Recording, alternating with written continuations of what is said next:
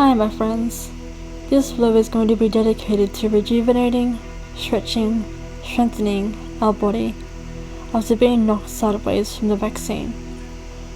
Depending on how long ago you got vaccinated and how much longer your arm needs resting time, this flow benefits more for those bodies completely recovered but isn't out of flowing recovery limits.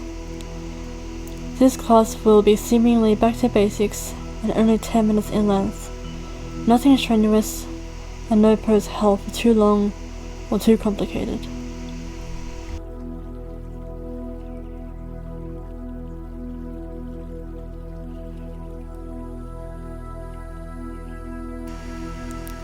So whenever you're ready, grab your mat, maybe some water, and let's begin.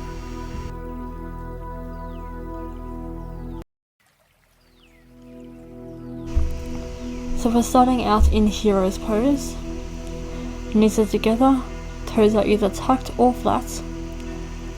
Hands are on your knees, either facing up or down. We're sitting here in stillness. You can either have your eyes closed for internal awareness, or keep them open and embrace your environment.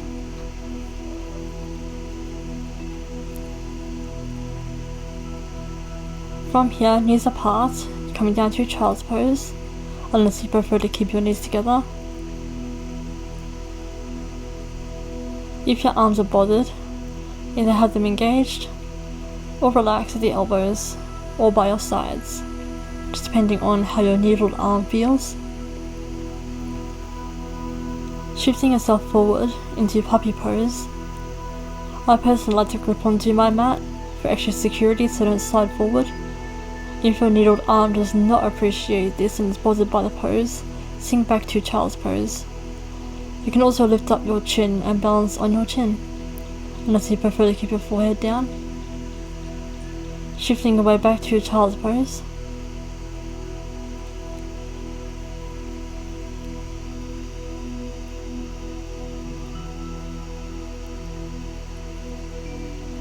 Sliding away back into puppy pose, regripping the mat if you like.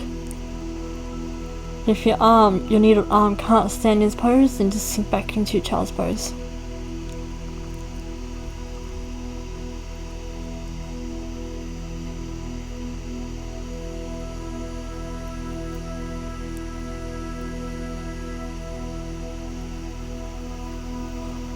Shifting away forward this time into Sphinx pose. Elbows directly under shoulders. Hands can be like paws, face down, or they can face in towards each other. So although we're laying very still, we're actually also very active right now. This is active in the arms, active in the back. Maybe your glutes and legs are engaged. Shifting away back however you see fit, back into puppy pose.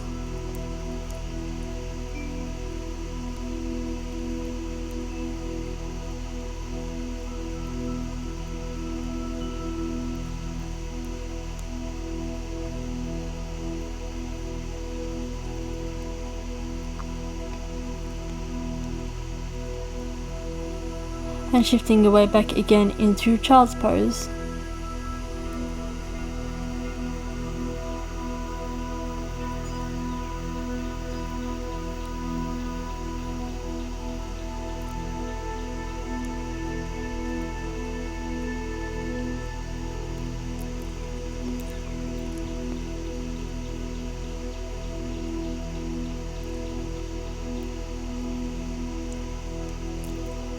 Rising up onto all fours, you're coming into some cat-cows.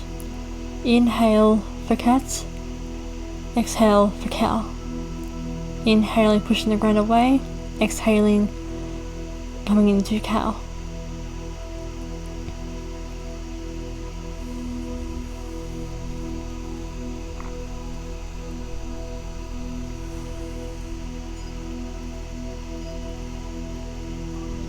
So now we're shifting our left leg forward into a low lizard lunge.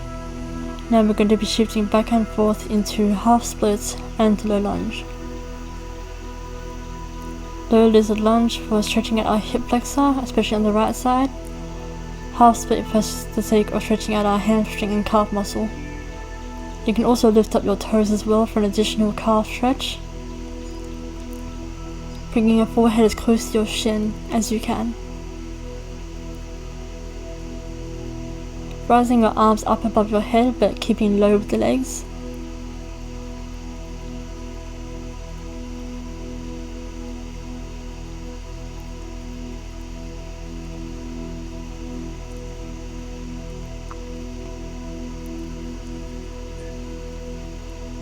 Rising up on your right knee, and we're holding for 5 seconds,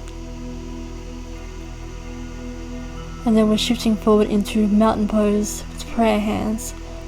If your needled arm doesn't appreciate prayer hands, just hold your arms by your side.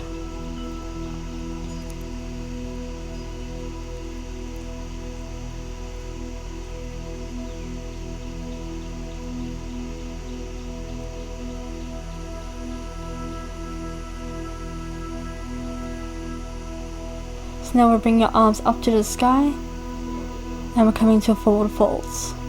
Rising back up again, reaching for the sky, back down. We're not touching the ground with our hands, we're just briefly sweeping, and then coming back up to standing, to the mountain pose, reaching for the sky, and back to a forward fold. Upon coming down to the forward fold, we're giving our hamstrings and calves the extra minute of stretch.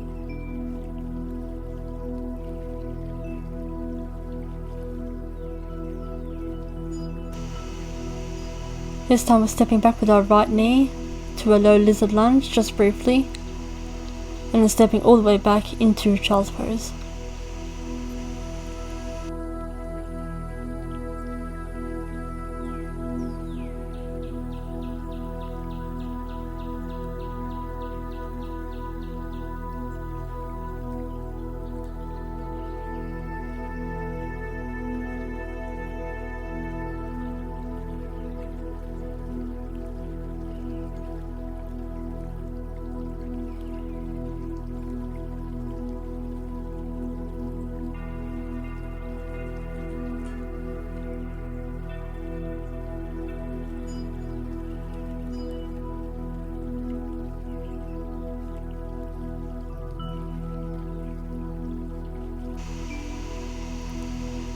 We're rising back up, kicking our right leg forward this time into low lizard lunge, stretching out our left hip flexor this time, while also our right side hamstring and calf. So coming back to stretch out the hamstring and calf, coming forward to stretch out our hip flexor, the muscle anyway, and really lifting up our toes for the additional stretch.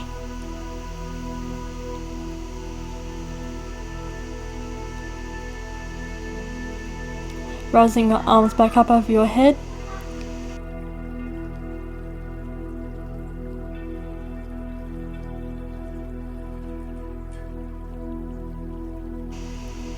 rising up on your left knee,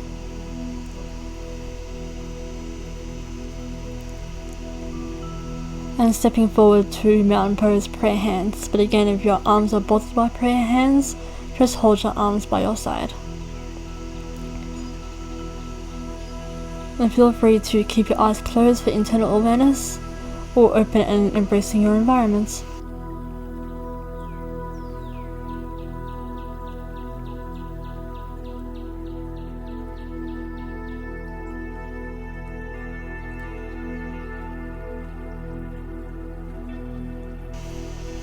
From here, simultaneously reaching up to the sky, coming down into chair, forward folds. Chair as your arms reach for the sky, forward folds. You can pick up the pace if you want a bit of a cardio kick, otherwise if you want to just remain neutral, slow down this pace.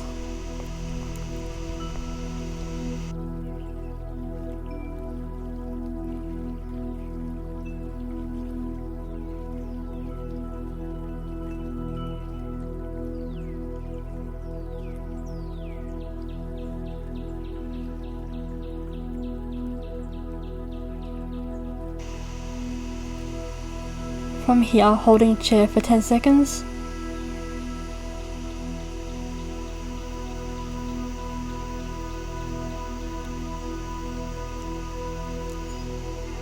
From here now, making our way down to the mat, into our final resting posture, shavasana, corpse pose.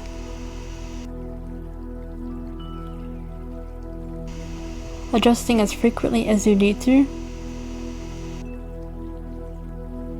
laying completely still. Now we give our body the opportunity to take everything in, breathing in deeply and exhaling just as deep. If you're outside and on a patch of grass like me, you can shift your hands outside of your mat and physically connect back to earth. Keeping your feet hip-width apart. You might have noticed that when you did the chair's sun salutations, your heart rate might have picked up a bit.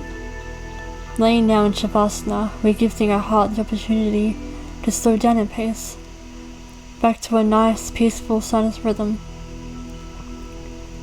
Breathing in deeply, feeling our stomach and chest rise, our whole body relaxing, sinking into the earth. Nice, slow, deep, comforting breaths. Now rolling onto your side, or however you see fit, into sitting up into your easy resting seated cross-legged pose. So you can either have your hands facing upwards in Adho Mudra, or you can have zombie hands like me. We're just sitting here for an extra few seconds.